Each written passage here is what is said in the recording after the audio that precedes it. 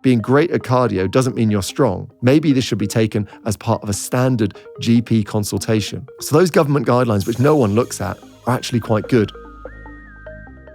So VO2 max is directly linked to our body composition and our weight, but also the volume of exercise we do that does get us breathless.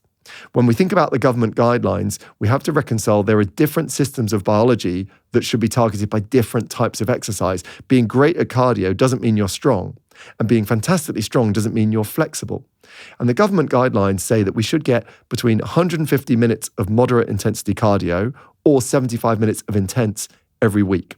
And that's probably 2 to 3 sessions.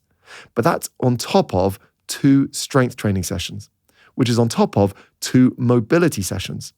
And what we tend to find often with our guests is they've chosen one area of fitness to specialize in. Paul has specialized in muscle mass, but Paul's body also needs mobility. It also needs cardiorespiratory. And the great danger is we specialize in the area we most enjoy rather than specializing in all 3 areas which our physiology loves. And what we're encouraged to do in school is to focus on our strengths. I'm more naturally lean and my body is thinner because my somatotype, as we call it, my body shape, is predisposed to endurance. So I might be put into cross-country. As Paul says, I might be a cross-country football player because I'm good in endurance activities. Whereas my broader-shouldered counterpart might be put into rugby or weightlifting or shot put. And that might lead to both of us winning lots of medals through our schooling lives. But as adults over 35, I need to work on my area of weakness, strength, and the shot putter needs to work on their area of weakness, cardio. And we both need to make sure we're as mobile as possible through stretching and core stability and mobility work, because if we load up an inflexible, stiff system, it'll just get injured whenever we do anything. So those government guidelines, which no one looks at, are actually quite good. Cardio, 150 minutes, strength twice a week, mobility twice a week. And if this is the first time you're thinking about exercise, that's not an all or nothing situation. Every single additional step you take, every time you lift a little bit of weight, every time you do a little stretch, we think of that as a vote for you. Fantastic. The body isn't binary. It doesn't need all or nothing. It just needs a little bit more. And certainly in the case of Emily English, we saw someone who hadn't done high volumes of training, but had focused on low intensity cardio as the bedrock of their lifestyle. Emily's a great example of tailoring your exercise perfectly to your situation.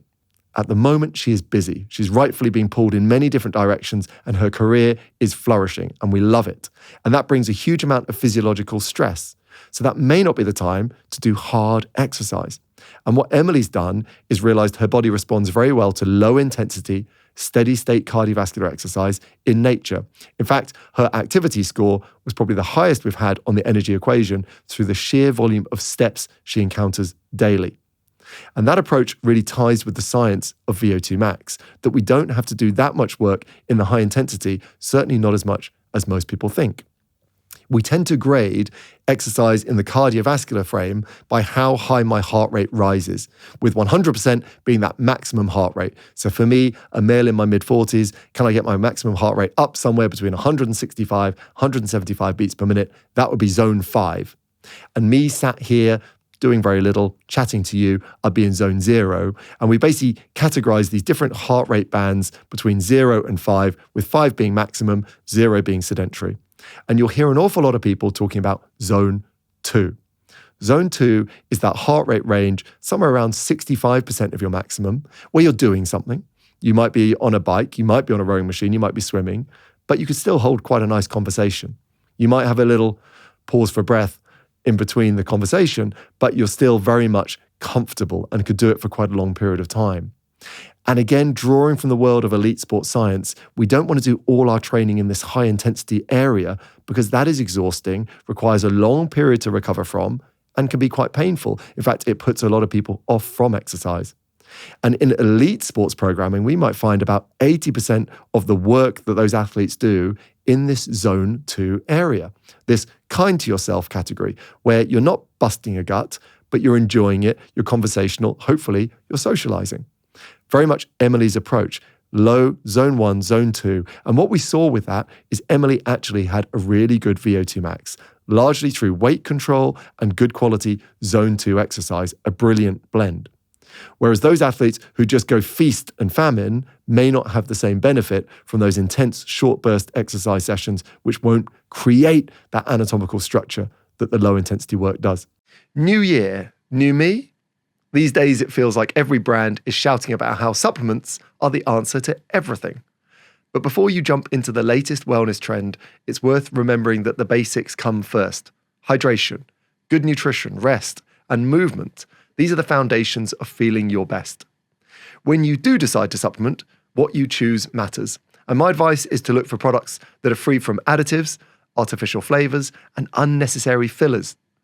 Personally, having seen so many professional athletes utilizing their products, I decided to give Pure Sport supplements a go. Their products are built on science, they're backed with evidence, they've got minimal ingredients, they do what they're meant to do. Whether it's their ultra electrolytes to keep you hydrated and energized, or their unwind product to improve your deep sleep, I trust what they make is developed with care and to work with your body, not against it. As you set your goals for 2025, remember, it's not about quick fixes. It's about small, smart choices that support your long-term wellness. Explore their full range via puresport.co and discover the clean, natural way to feel your best. Use the code EE10 at checkout for an extra 10% off. So I'm telling you, it's worth being kind to yourself. And I'm also telling you, if you go out for that easy stuff, that may be the exact right pathway to both decompressing from stress, but also building this incredibly important parameter, VO2 max. So you may not be a forthcoming guest on the energy equation, and you're thinking, Ollie, how am I going to get my VO2 max measured? Because now I'm excited about it. Well, there's lots of ways of doing it. The only true way to measure an absolute VO2 max is quite a tough test. You put a mask on your face and it literally measures all the air going in, all the air coming out, and it measures how much oxygen you consume as you cycle or run to exhaustion. So a lot of people don't particularly enjoy that. But with modern science, we found clever ways to estimate VO2 max by saying we had 100 people do that brutal bike test, and then we got them to do another task, and we found a way of matching those two pieces of data together.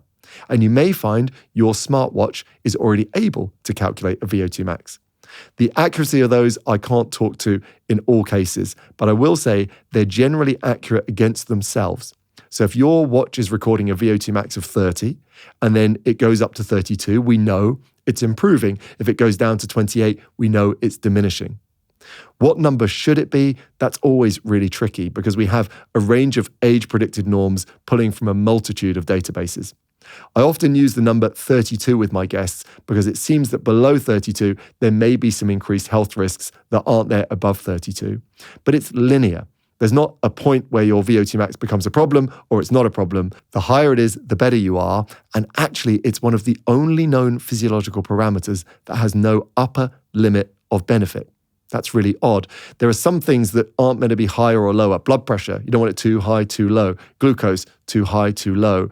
VO2 max, we want it as high as possible. So there's no observed upper limit of when it starts to become a problem. That's hugely important.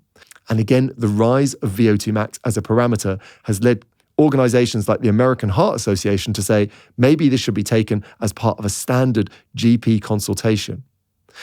Within the energy equation, I use two methods to capture VO2 max, neither of which are the brutal mask, because our guests just wouldn't want to come on. One is a walking test that looks at a change in heart rate over a standardized 30-minute walk.